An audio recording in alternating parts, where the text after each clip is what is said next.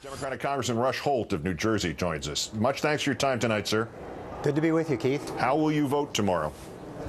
Well, we haven't yet seen what it's going to be tomorrow, but it doesn't look too hopeful. You know, a colleague of mine said, oh, don't think that Congress will sacrifice its vacation for the middle class. I said, oh, no, we'll stay and do the right thing. Now I have my doubts. You have talked, as I mentioned, about an alternative to cutting the payroll tax that funds Social Security. Would you explain why? Sure. I mean, what this deal does is a lot more than just extending some tax cuts. It certainly is desirable to put more money in the pockets of Americans and stimulate the economy that way. But by taking the 2% off of the Social Security tax and then replenishing that lost revenue from the general funds, they do real damage to the very rationale of Social Security. Social Security, when it was passed in 1935, was a political masterstroke. FDR and the other people had a hard time passing Social Security, and they came up with a very shrewd rationale. And this is that it is an insurance program that people have a sense of ownership for. And that has kept it alive in the face of really determined enemies over 75 years.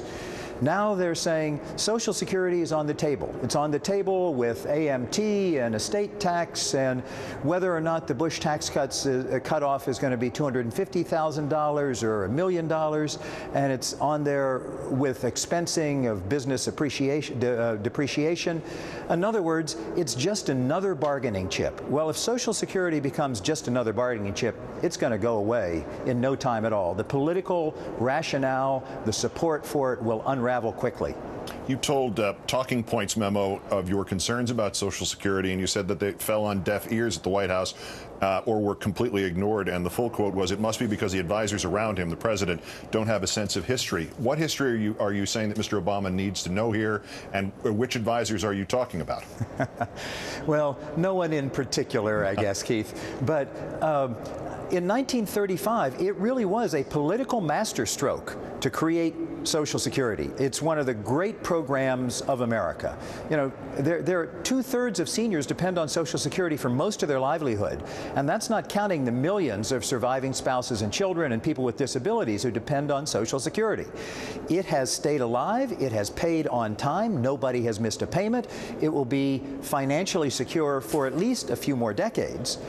And this is all because of the ingenious way that it was set up as not just another government program, but an insurance program into which people pay their money.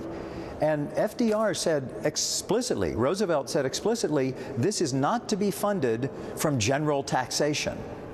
And that has helped keep this program safe from, well, as I said, the determined enemies it has had over the decades. The quote with which I began this portion of the broadcast, "The Hill is the source of this," from Congressman DeFazio. He said tonight that the president is making phone calls saying this is the end of his presidency if he doesn't get this bad deal. Presumably, even in that quote, he's not saying that the president called it a bad deal from his perspective. But the gist of this, can you confirm any of that? I can't personally confirm that, no. I mean, I think there are some problems with the bill, the way it shifts more of the burden of running our government onto the backs of middle-income people, and a number of other things. And of course, the estate tax will provide tens of billions of dollars to a few thousand Americans if it goes through as proposed. Those are, in my mind, fixable in a year or two. I don't like them, but if Social Security goes bad, that's bad for decades.